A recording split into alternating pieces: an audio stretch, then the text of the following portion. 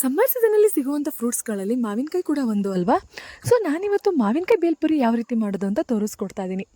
ಮೊದಲಿಗೆ ನಾನಿಲ್ಲಿ ಈರುಳ್ಳಿ ಮತ್ತು ಕೊತ್ತಂಬರಿ ಸೊಪ್ಪನ್ನು ಚಾಪರಲ್ಲಿ ಚಾಪ್ ಮಾಡಿಟ್ಕೊಂಡೆ. ನೆಕ್ಸ್ಟು ಕ್ಯಾರೆಟ್ನ ತುರಿದಿಟ್ಕೊಂಡೆ. ಮತ್ತು ಅದೇ ಚಾಪರಲ್ಲಿ ಟೊಮೆಟೊನ ಚಾಪ್ ಮಾಡಿಟ್ಕೊಂಡೆ ಚಿಕ್ಕದಾಗಿ.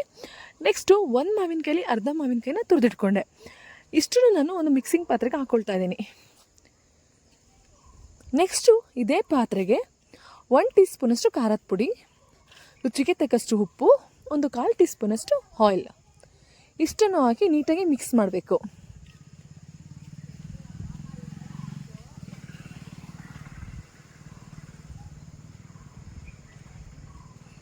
ಮಿಕ್ಸ್ ಮಾಡಿದ ಮೇಲೆ ಕೊನೆಗೆ ಪುರಿ ಹಾಕಬೇಕು. ಪುರಿ ಹಾಕಿ ನೀಟಾಗಿ ಮಿಕ್ಸ್ ಮಾಡಿದರೆ ಆಯಿತು, ಬೇಲ್ಪುರಿ ರೆಡಿ. ಮಾವಿನಕಾಯಿ ಬೇಲ್ಪುರಿ ರೆಡಿ. ನೀವು ನೋಡ್ಬೋದು, ನಾನು ಇದಕ್ಕೆ ಯಾವುದೇ ರೀತಿ ಚಾಟ್ ಮಸಾಲ ಆಗಲಿ ಗರಂ ಮಸಾಲ ಆಗಲಿ ಹಾಕಿಲ್ಲ. ಈ ರೀತಿ ಮಾಡಿ ತುಂಬಾ ಟೇಸ್ಟಿಯಾಗಿ ಬರುತ್ತೆ. ಅದು ಅಲ್ಲದೆ ಇವಾಗ ಸಮ್ಮರ್ ಹಾಲಿಡೇಸ್ ಆಗಿರೋದ್ರಿಂದ ಮಕ್ಕಳೆಲ್ಲ ಮನೇಲೇ ಇರ್ತಾರೆ.